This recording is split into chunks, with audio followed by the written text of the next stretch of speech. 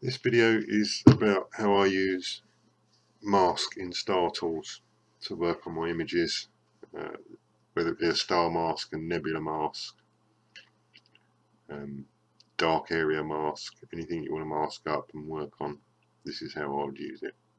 So all I've done with this is I've wiped the image and developed it, run it through color module. That's all that's been done so far. I'm going to choose the mask module, and I'll start with the star mask, which is on auto stars. This will bring up probably all the noise if I don't touch anything down. It'll pick up noise as well as stars and be a massive green, which is pretty useless. There we go. So it's picked up noise, stars, nebula, everything. No good to me. So I'll go back to auto. With the filter sensitivity, the higher you put it, the more it's going to filter out. So I'm going to choose about 25 here, and that should not then pick up noise, but it will also leave out big stars. So it'll pick small stars to a certain brightness. There we go. So nice star mask on the small stars. The big stars have been left unmasked. If you wanted to, then if you've got 2 or 3 big stars, you just pick flood fill, lighter pixels, and click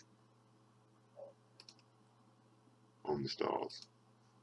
It's not the only way to do a star mask, but that's if you wanted to work on small stars and not the big stars.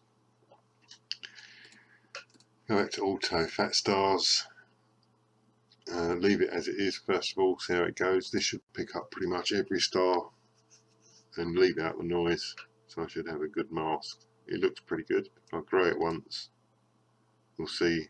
That's a good mask, good star mask, ready to use. If you're still picking up noise, then raise this sensitivity a bit, and that'll start to drop out on noise. If you wanted to add to a star mask, you see you've done the small stars, wanted to keep that and then add the big stars, you'd come to fat stars.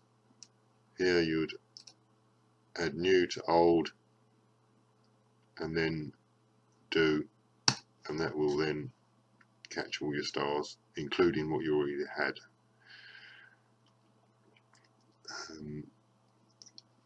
Same again if you're with the star mask. If you've got your star mask, you can save it, and it will then keep this star mask. You can open it back up and lay it over if you want to. Comes to after tracking, when you normally do your sharpening, you then open your star mask up, invert it, so you don't want to sharpen stars, you just want to sharpen nebula, as we can see here actually. Oops, undo that. It's actually picked up some of the nebula as well as stars. So in that case, I'm going to, while it's inverted, pick up similar colour, and that should then fill those bits in. Alternatively, you could lasso the area, starting on an unmasked area, and just lasso them out. If you start on a masked area and lasso them, you can make a little hole in it.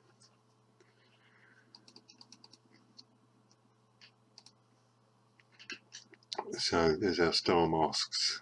Obviously with star masks, if you've got certain colours you want to leave, you can exclude colours here: red, blue, green, red, whatever stars you've got you want to leave on nebula that keeps getting captured, you can remove that from the mask. It won't catch anything red in this case, so it shouldn't have caught my nebula. See, although it's orange, it has still. Oh, I added to old, so it will keep that. So that's our stars. Now flood reveal lighter pixels, as I said, we'll pick lighter pixels. So if you want to pick individual stars and work on them alone, reducing them or improving the shape, you can pick out individual stars. Dark pixels will do exactly the same. I never use that one myself. Now if you want to do nebula or dark areas, I'll pick a similar colour here, and this should just pick up the colour I want to mask.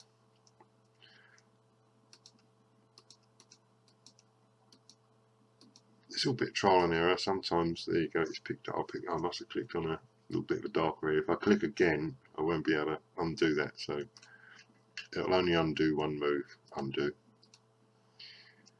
So if you're clicking fast and now the undo. See, because I was clicking too fast, I've messed it all up. So maybe let's try the darker areas. Similar colour. That's taken up the dark, all the dark area. Not bad. Dark mask, inverted, good for saving the nebula. Similar brightness, does the same sort of thing, but as we can see, not quite so aggressive as similar colour in this case. Very handy for picking out dark and light areas again. Every image will be different, will react differently depending on noise, nebulosity, gases. You know, it's you won't always have an image which is this easy to mask. This is rather easy as masking goes. One of my favourite ones is the Lasso. If you want to work on, say, the crescent itself, you just lasso around it. Missed the top there, so I'll add a bit on. Still not very good. That's better. The only thing with Lasso is if you're making odd shapes. Say I wanted to make a shape around a nebula which had odd bits sticking out here and there, it will just cut it out completely. So you do that one in sections. That would be first section, add to it,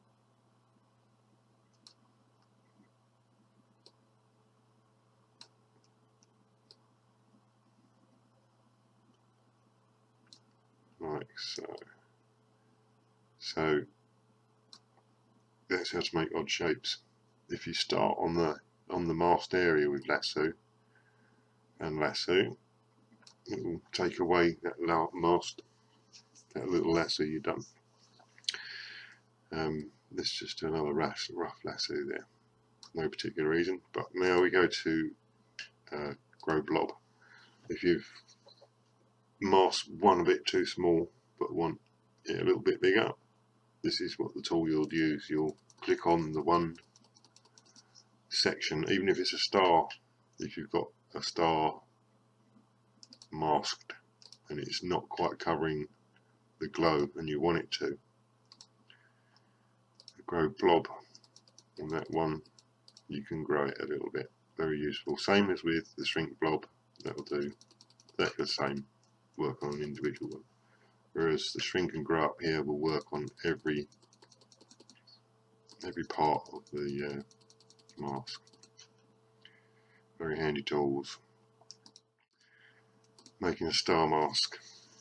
If you're using the repair module for stars, warp is a good repair module, will make the star slightly rounder. If you use core as the brightest pixel,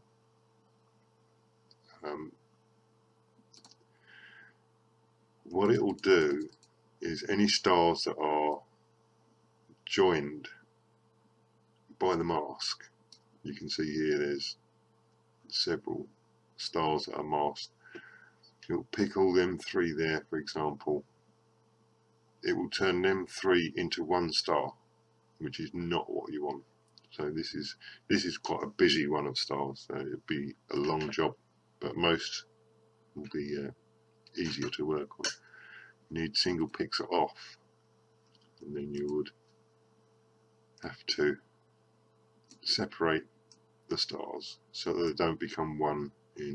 Bear in mind this is only for the repair module, but you'd need to single out all the double stars or the stars that are joined and cut them apart with toggle off.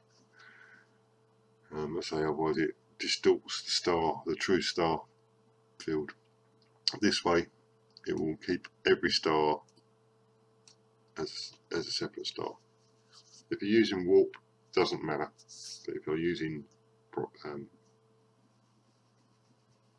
the other 2 options in repair, then that will make the stars into 1. And with our single pixel on, you can draw on certain areas these little waves of gas and dust. If I wanted to highlight them a fraction more, or